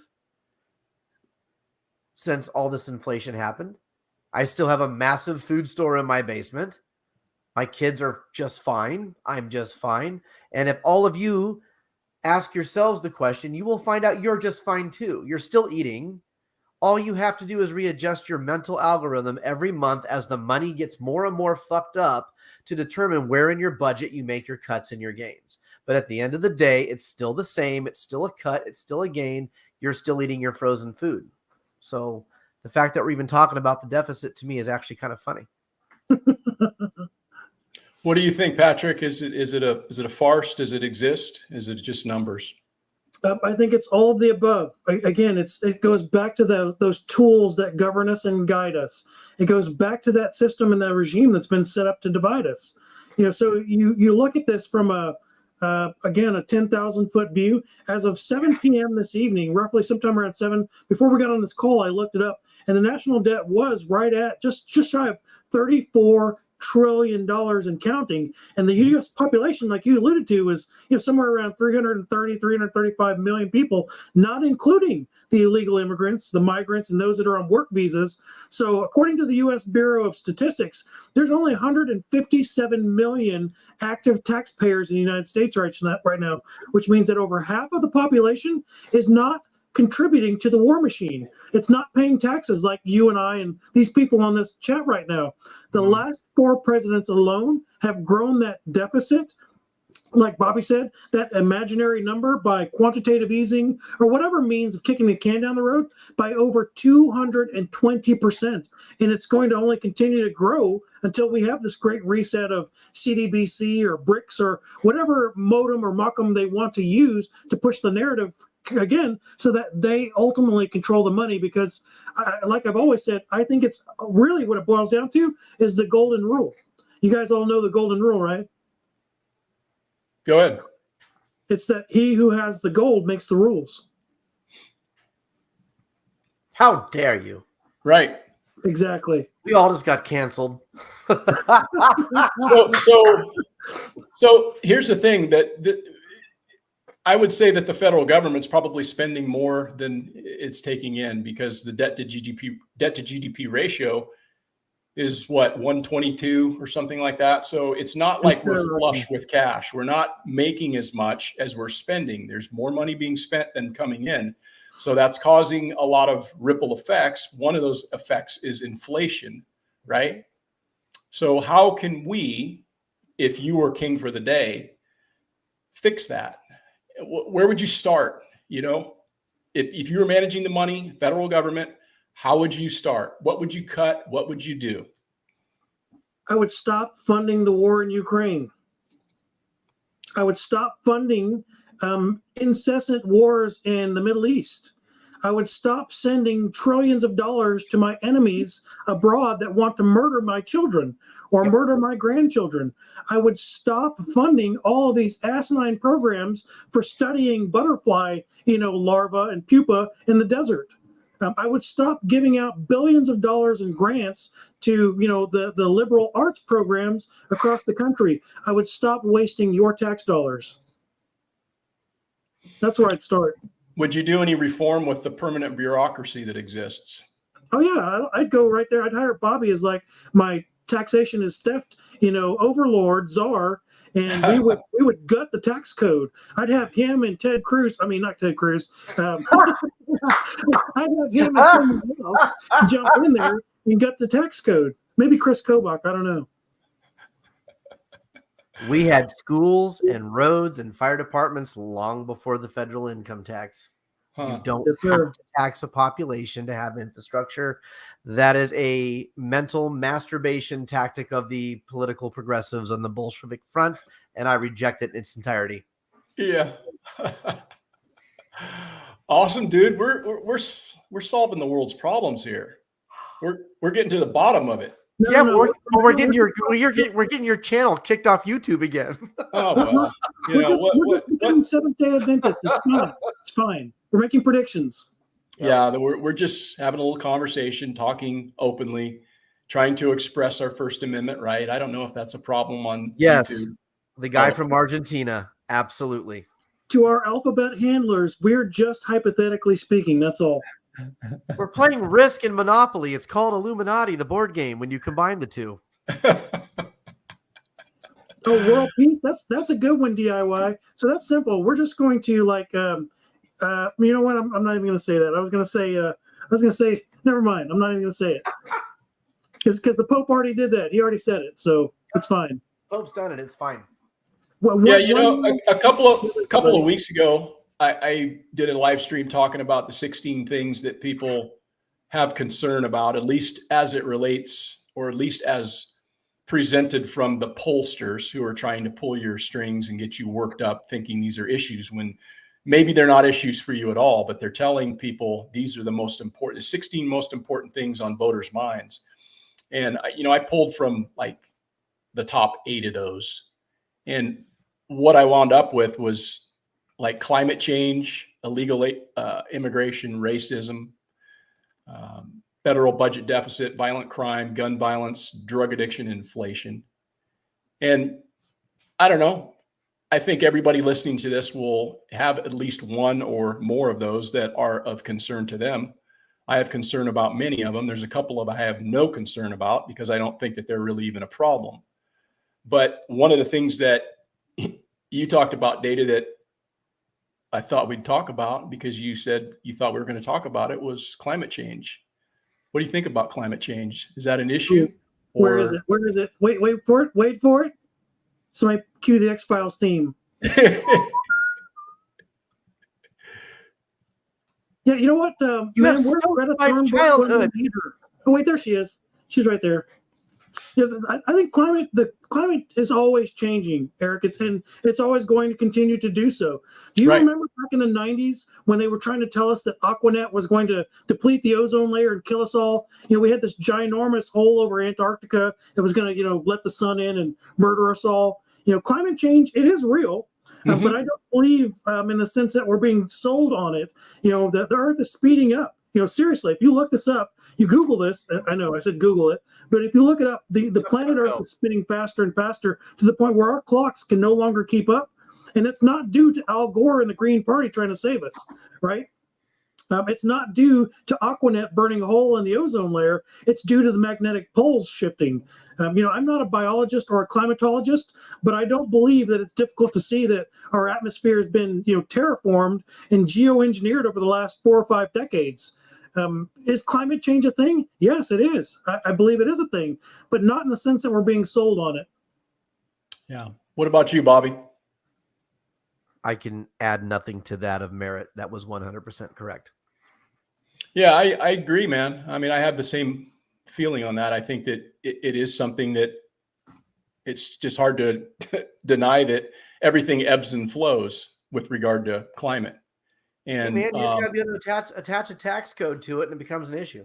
Hey, yeah, maybe we'll launch that tax code up with Space Force. I don't know. What do you think? I think the only way to solve the issue of climate change is to invest trillions of dollars into gender studies. Yeah. I think Al Gore should start taxing the icebergs that are breaking loose from the Antarctic shelf. Individual iceberg responsibility. It is. Or maybe we should hold hands across the country and have the celebrities sing a song about it. That will save us, right? Look, man, I'm a duck hunter. I'm a waterfowler. I hunt ducks and geese. Well, I used to hunt ducks and geese. Waterfowlers are very in tune with the natural cycles of the environment because we have to be to know wind patterns, weather patterns, precipitation patterns. I haven't gone waterfowling in fucking 7 years because Kansas has been in a drought for almost 9 years. And the first 2 years of those drought, I was an idiot and still thought I'd go out to the marshes and the rivers and the lakes and hunt birds. There are none. The flyways have moved. The migration patterns have moved. The moisture patterns have moved. It's undeniable. Climate change is absolutely real. Right. Climate change just isn't what they tell you climate change is. It's not global warming. It's none of that stuff. I believe we're on a 5, 25, and 100-year cycle, and we just happen to be at the end of the next period, which is going to lead to the second Younger Dryas. Quite frankly, we're about to see another ice age. That's, I think, undeniable, and I think that's why the governments of the world are hurrying as fast as they can to kill as many people as they can, consolidate as much money and wealth as they can, and get their asses to Mars on Elon Musk's ass as they can, because they're wanting to survive it and then come back and repopulate, unlike the last 4 times this happened. Yes, the movie Don't Look Up was one of those in-your-face kind of events where they broadcast pretty much what their plan is. And I know it's a joke. We go back to these, analogies. But again, I mean, take that into consideration. You've got places on the planet like Kuyu, which is a 20,000-person city in Iran. Underneath, the city of Iran, where they housed people from a global apocalypse or a global epoch. I don't think again, I'm not a biologist and I didn't stay at the Holiday Inn last night, but I do know that it seems apparent that we're a month or 2 months beyond what the calendar says. Like the world has sped up. Like right now, we're saying it's January, but it really feels more like, I don't know, maybe February, maybe November. I'm not sure where we're at in the Gregorian calendar, but I don't think that our calendar is keeping up with what the cycle and the seasons of the planet are. And so, again, is climate change real? Yes, it is real, but not in the sense that I think we're being sold on it. Right. Yeah, I think that if there wasn't the mechanism or the desire to manipulate people and control people, it wouldn't be much of an issue at all. If there wasn't money to be made, it wouldn't be much of an issue at all. Because the reality is that most politicians could give 2 shits about any of us. All they really care about is money and power. Well, so it's just a way to manipulate people, to control how they behave. And that's how I see it. Obviously, the climate is changing. It ebbs and flows. And, what we're doing here on the earth, yes, we're depleting things on the earth. Yes, we're altering the atmosphere by our emissions. We're certainly doing that. But is it to enough extent as they're saying? I don't really believe that it is. But yeah. I think the earth could shake us off like a bad case of fleas. I don't think we as humans are nearly as badass as our egos make us think. And I honestly have no belief at all that we could destroy this planet. I think we can temporarily interrupt a few things, right? Like we've obviously interrupted the water flow. Water pollution is a true thing. That is a real problem that we have as a human race. India and China are polluting their waterways at unprecedented rates. And we obviously know that when you put a hydroelectric dam up and you take away a river that goes for 900 miles with umpteen number of miles worth of tributaries that branch off of it, you're absolutely affecting the ground on which that waterway would flow. But I have no doubt that within 100 years of the human population going extinct, all this stuff would come right back. We're not nearly as important as we think we are. No, and to Leslie's point, I remember when George Carlin said that years ago, and it was just something that really stuck with me. Yes. Yeah, it just stuck with me because it's so goddamn true that we're trying to preserve ourselves. We're not trying to save the planet. The planet's going to be just fine. It's going to shake us off and it'll be around long after the civilization that we know is gone. So it's a farce, but nonetheless, thought I'd bring it up. Hey, did you guys see that Obama movie? I know you did, Bobby. Oh, hell yeah. And it was highly entertaining, dude. When you can take flamingos and turn flamingos into a horror element, you've done your homework well. It wasn't just flamingos. It was the deer were creepy too. The deer were, but the flamingos were like a 30-second scene as opposed to multiple scenes with the deer. I'm like, dude, they have like horror flamingos. That's awesome. Who would have thought the pink bird of paradise would become so terrifying? Yeah, I don't know what, I don't want to spoil it for people who haven't seen it or whatnot, but what was your just overarching thought or feeling about the movie, and what do you think of it? Anything that comes out of Hollywood, even alternative Hollywood, I assume will have a liberal bias. I go into every movie, TV show, whatever, assuming there's going to be a liberal bias. And because of that, I don't get offended by the liberal bias because I know it's going to be there to begin with. There was absolutely a liberal bias to that movie. And I won't go into the reasons because, again, I don't want to spoil it for the people who haven't seen it yet. What I will say is that their ability to build tension, their ability to build stress in that movie was very good. I will also say that the racial element that the conservatives complained about, I think they overhyped it a bit. Yeah, it's there, but it's part of a story arc, and the story arc actually has a redemption end to it where the racism of the person who you wouldn't assume to be racist is remedied. So like, I'm very, very attuned to the wokeism in modern film. I absolutely just like detest most modern films because of the woke elements. I thoroughly enjoyed the movie. The Obamas should have been movie directors the entire time because they fucking sucked at governing, but they're great movie directors. I'll give them that one.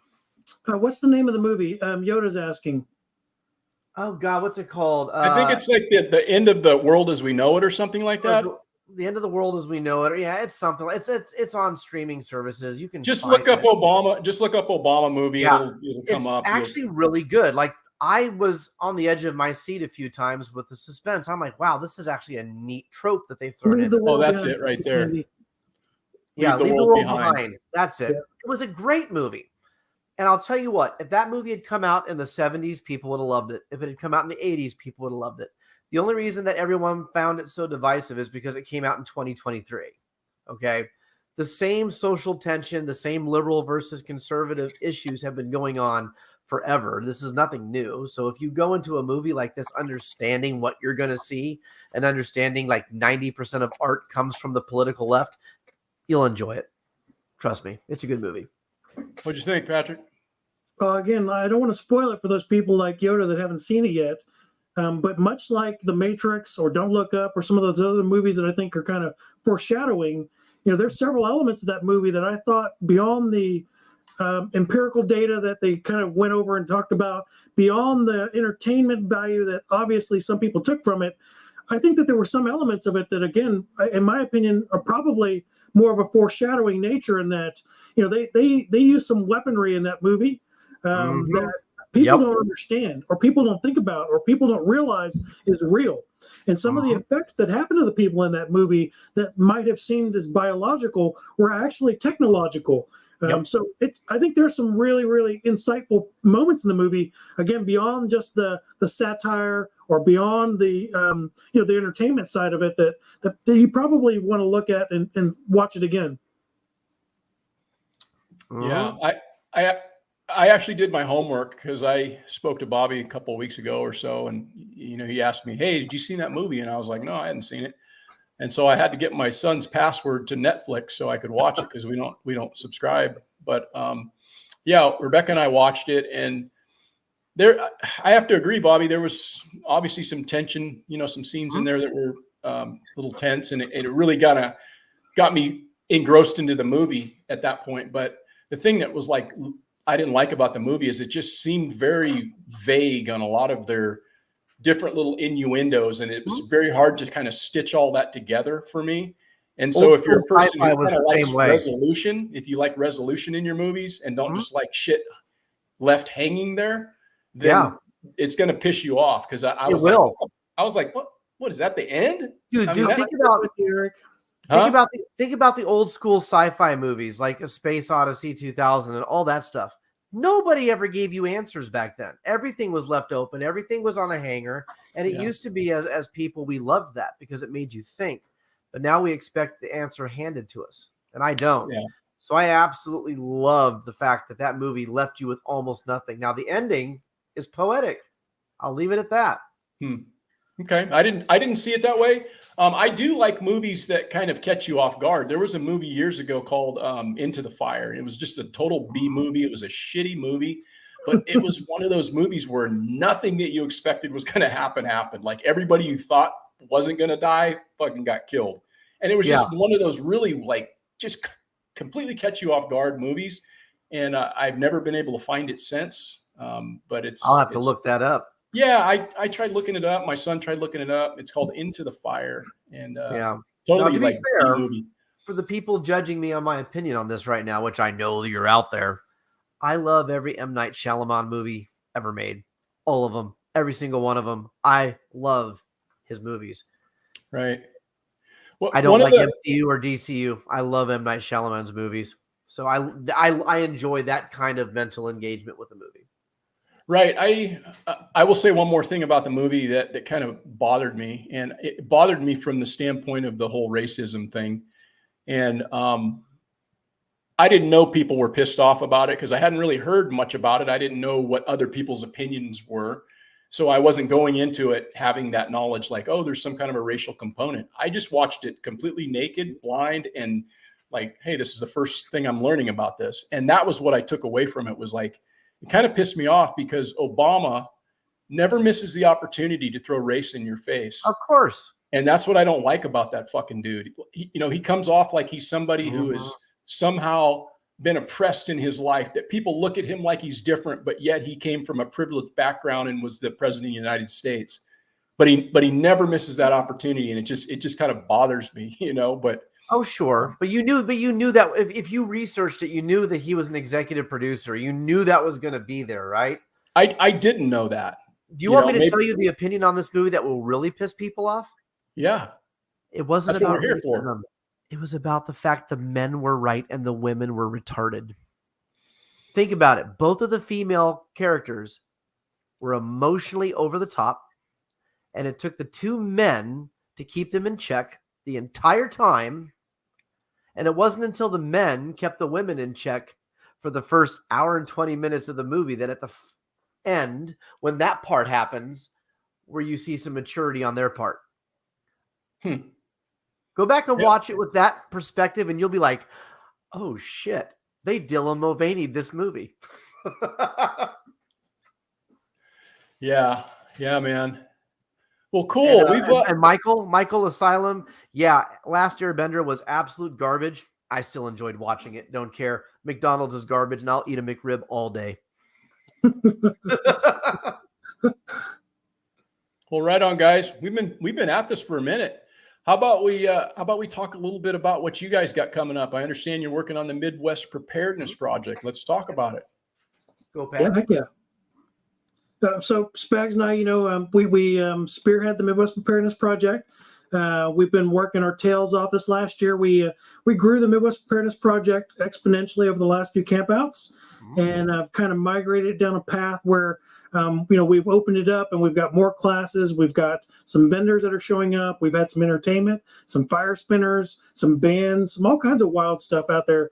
And so this next season, coming into 2024, we've got one coming up in May. So it'll be May 7th through May the 12th. And then we've got another one coming up in the fall from September. What's our fall season, Bobby? You know off the top of your head? I can look it up right now. The beauty of this thing called the Illuminati. Hold on. We are in September the 4th through the 8th.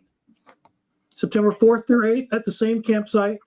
So again, who knows what's going to show up? But we have stuff like Barter Town, which is this crazy cashless barter exercise. We have like this great big potluck. We have all kinds. I don't even want to spoil it, but you need to come check it out and do some filming, Eric. I think you'll fit right in. Nice. How many people are you guys getting showing up to that these days? You started out pretty small, I guess, and it's just grown, isn't it? This last show we had 287, I think was our final count. And when Patrick and I kind of were tasked with taking it over, there was like 75 to 90 people showing up. So we've almost, more than doubled the population coming to it. And now we have people coming from all over the country. Toolman Tim from Tim's workshop was there. So we've had a Canadian there, and he's not the first Canadian. We've had other Canadians there. So we have people from all over the place coming to this event. Our friend from Great Britain, people from out of all kinds of places, man. Nicole Sauce from Tennessee came out and hung out with us last year. Are you guys able to continually expand at that location, or are you going to have to go bigger? I remember you guys talking about moving somewhere else. All the things. We actually moved for this year. For 2024, we had to move. Where we were at Perry Lake was just too small. And it breaks my heart to say that because it was such a beautiful campground. But where we're going is even more beautiful. And more details will be released over the next few months. But we already pretty much have a packed class schedule. We have a packed vendor list. At this point, Patrick and I are going to rally the troops, which we have a volunteer force of about 9 people. And we're going to go start banging it banging it away and making it awesome. Yeah, that sounds great.